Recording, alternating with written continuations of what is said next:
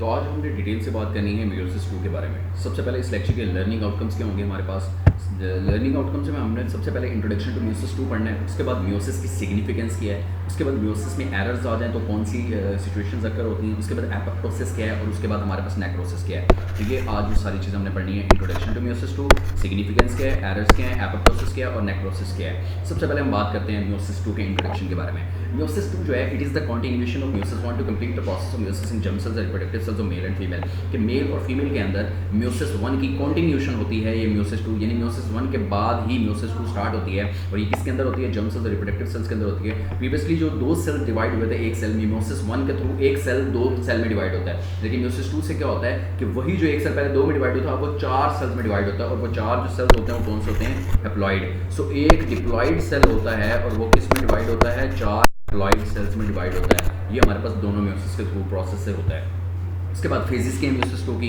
Phases जो है वो वैसे ही हैं जैसे मियोसिस 1 की थी। सबसे पहले हमारे पास प्रोफेज 1 होता है, उसके बाद मेटाफेज 2 होता है, उसके बाद एनाफेज 2 होता है, उसके बाद टीलोफेज 2। तो प्रोफेज 2, मेटाफेज 2, एनाफेज 2 और टीलोफेज 2 ये हमारे पास फेजेस हैं मियोसिस 2 की।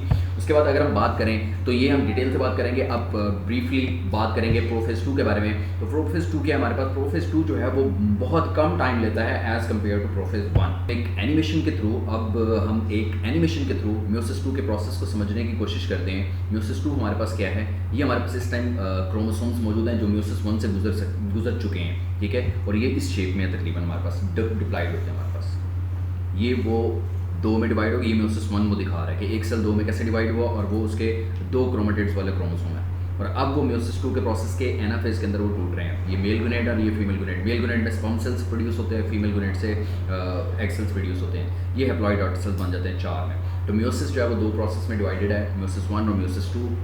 ये मियोसिस 1 हो रही है कि इसमें हमारे पास जो चार क्रोमेटिड्स थे वो दो क्रोमेटिड्स के दो सेल्स में डिवाइड हो चुके हैं, ठीक है। तो ये हमारे पास रिड्यूस डिवीजन होती है, यानी क्रोमोसोम नंबर लेस हो रहा है, रिड्यूस हो रहा है, जिसको मियोसिस कहते हैं रिड्यूस डिवीजन को है। और मियोसिस 2 क्या है?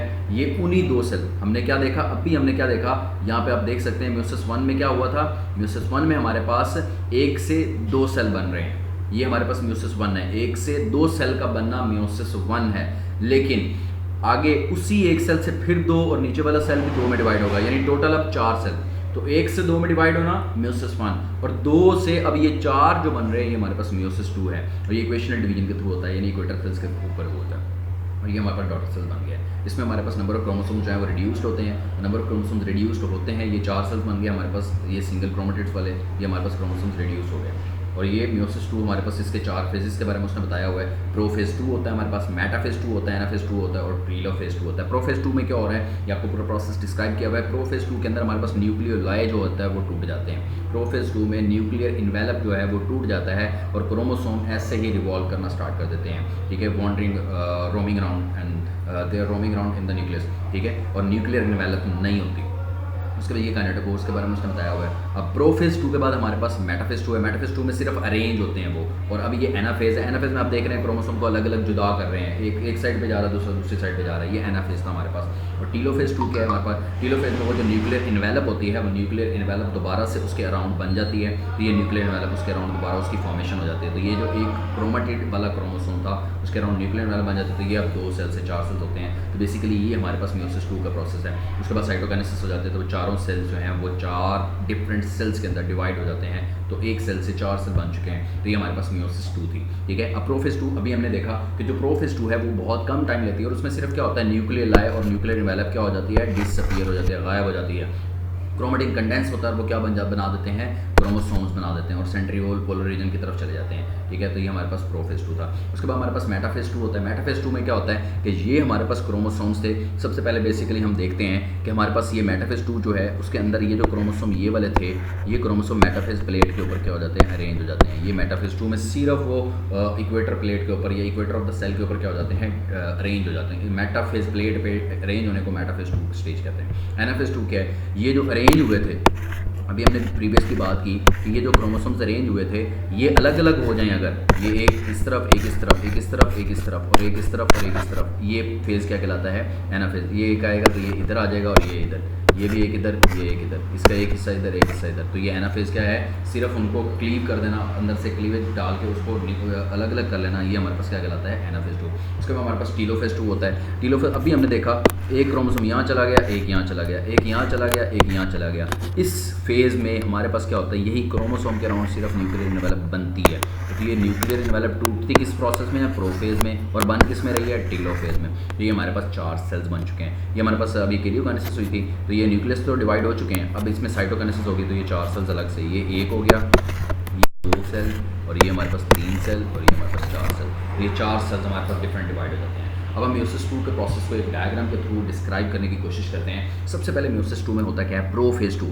प्रोफेज 2 में क्या हो रहा है, ये आपको नजर आ रहा है कि ये क्रोमोसोम इस शेप में हमारे पास, और इस शेप में क्या हो रहा है कि ये न्यूक्लियर इनवेलप डिसअपीयर हो रहा है। तो प्रोफेज 2 में क्या हो रहा है, सिर्फ न्यूक्लियर इनवेलप डिसअपीयर हो रही है। जब न्यूक्लियर इनवेलप डिसअपीयर हो रही है तो ये मेटाफेज स्टेज है। तो मेटाफेज स्टेज में क्या हो रहा है कि ये मेटाफेज प्लेट के ऊपर क्या हो रहे हैं, अरेंज हो रहे हैं। मेटाफेज प्लेट पे क्या हो रहे हैं, अरेंज। मेटाफेज प्लेट पे अरेंज होने के बाद एनाफेज में क्या होता है, एनाफेज में मैंने बताया क्रोमोसोम अलग हो जाते हैं, ये इधर अलग है, ये इधर अलग हो रहा है, ये इधर अलग, ये इधर अलग हो गया, एनाफेज है। उसके बाद टीलोफेज क्या है, टीलोफेज में अभी यहाँ पे आप देख सकते हैं कि वो जो क्रोमोसोम्स अलग हुए थे वो एक सेल में ये एक न्यूक्लियस ये बन गया हमारे पास, और एक न्यूक्लियस हमारे पास ये बन गया। तो ये एक न्यूक्लियस है, ये हमारे पास दूसरा न्यूक्लियस बन गया। अभी सिर्फ न्यूक्लियस की डिवीजन हुई है, तो ये कैरियोकाइनेसिस है। और दूसरे सेल में क्या हो रहा होगा, वहाँ पे आगे हमारे पास साइटोकाइनेसिस, यानी ये आपको नजर आ रहा है कि बीच में एक क्लीवेज बन चुकी है, क्लीवेज फरो, और वो जब साइटोप्लाज्म की डिवीजन होगी तो वो क्या कहलाती है, हमारे पास साइटोकाइनेसिस। तो ये हमारे पास टीलोफेज 2 स्टेज है। तो ये हमारे पास म्यूसिस 2 का प्रोसेस था कि हमारे पास बेसिकली ये प्रोसेस को समझने के लिए अगर मैं डायग्रामेटिकली आपको ये समझाने की कोशिश करूँ तो हमारे पास ये पूरा म्यूसिस 2 का प्रोसेस है क्या।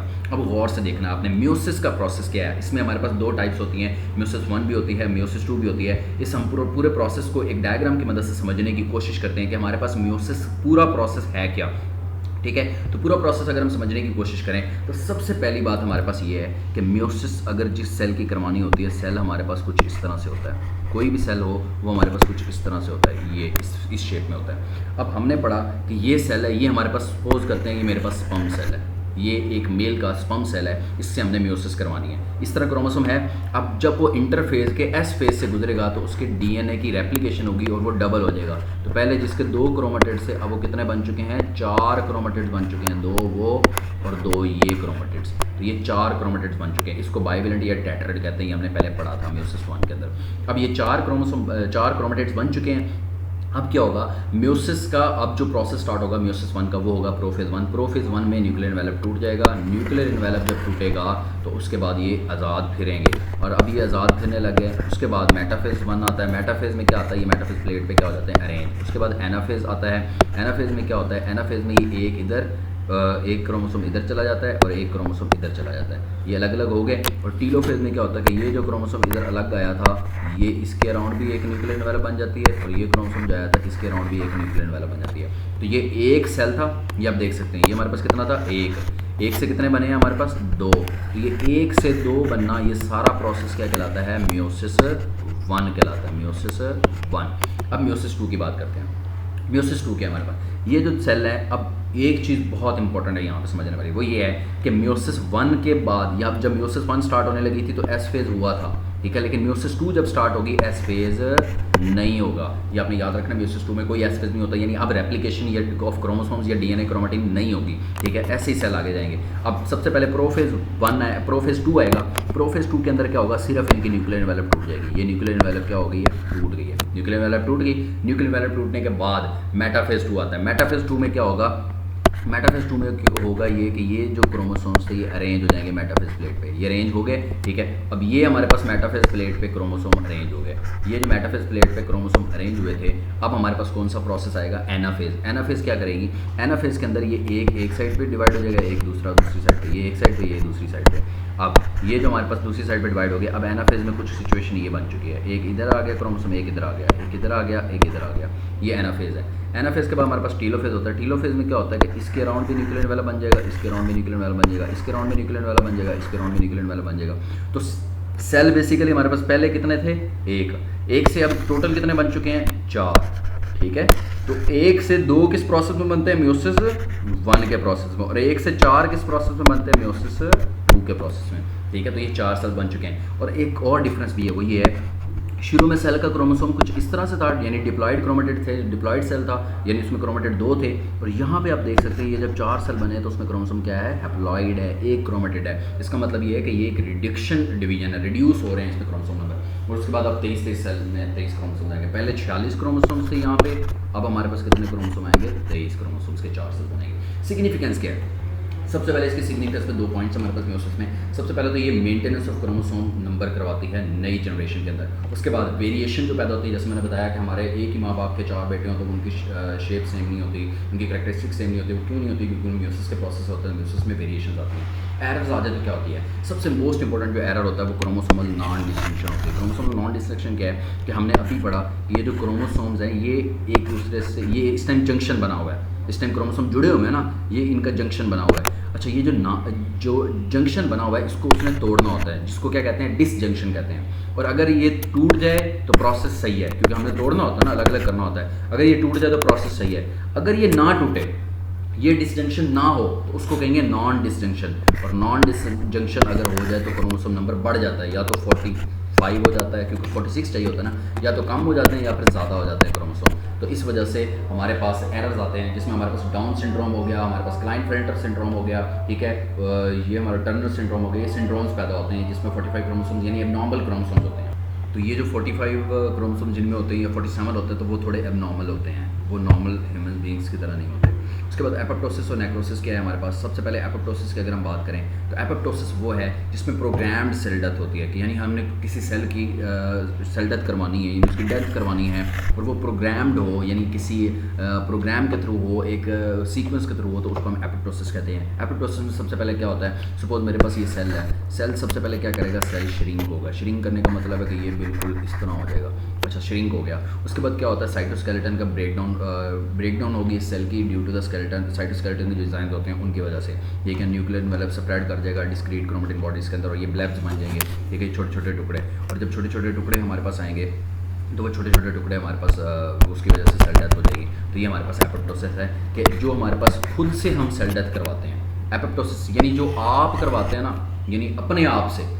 एपोप्टोसिस आप से स्टार्ट हो रहा है ना, यानी अपने आप से जो सेल डेथ करवाते हैं उसको हम क्या कहते हैं, एपोप्टोसिस। और नेक्रोसिस क्या है, जो हम अपने आप से नहीं करवाते बल्कि खुद ही हो जाती है। जैसे सपोज करते हैं कि ऑक्सीजन नहीं मिल रही, हाइपोक्सिक है कोई टिश्यू या कोई सेल, तो हमारे पास उसकी सेल डेथ हो जाएगी। उसके अलावा जब हमारे पास कोई एक्सीडेंट वगैरह होता है, सपोज कोई हमारे पास कट लग जाता है, कट लगने की वजह से जो हमारे पास सेल की डेथ होगी वो भी हमारे पास क्या है, नेक्रोसिस। तो ये एक्सीडेंटल होती है, अचानक होती है, हम खुद नहीं करते, अपने आप से खुद तो नहीं ना करते। तो खुद से जो ना की जाए, बल्कि जो सेल डेथ एक्सीडेंटल हो, तो एक्सीडेंटल जो सेल डेथ होती है उसको हम क्या कहते हैं, नेक्रोसिस। तो ये डिफरेंस है, जो अपने आप की जाए उसको एपोप्टोसिस कहते हैं, और जो हमारे पास एक्सीडेंटल हो उसको हम क्या कहते हैं, नेक्रोसिस कहते हैं। तो बेसिकली आज के लेक्चर में हमने किस बारे में बात की, आज के लेक्चर में हमने डिटेल में बात की म्यूसिस 2 के बारे में, लर्निंग आउटकम्स क्या थे। सबसे पहले हमने इंट्रोडक्शन पढ़ा था म्यूसिस 2 के है क्या, म्यूसिस 1 के बाद स्टार्ट होती है, उसके बाद सिग्निफिकेंस क्या है, यानी जब हमने नेक्स्ट जनरेशन में वेरिएशंस लानी होती है उसके लिए भी म्यूसिस होती है। उसके बाद रिप्रोडक्शन के लिए, यानी सेक्स रिप्रोडक्शन के लिए जो यूज़ होती है वो भी क्या म्यूसिस है। उसके बाद एरर्स क्या होते हैं म्यूसिस में, क्रोमोसोमल नॉन डिस्टिंक्शन, यानी अगर हमारे पास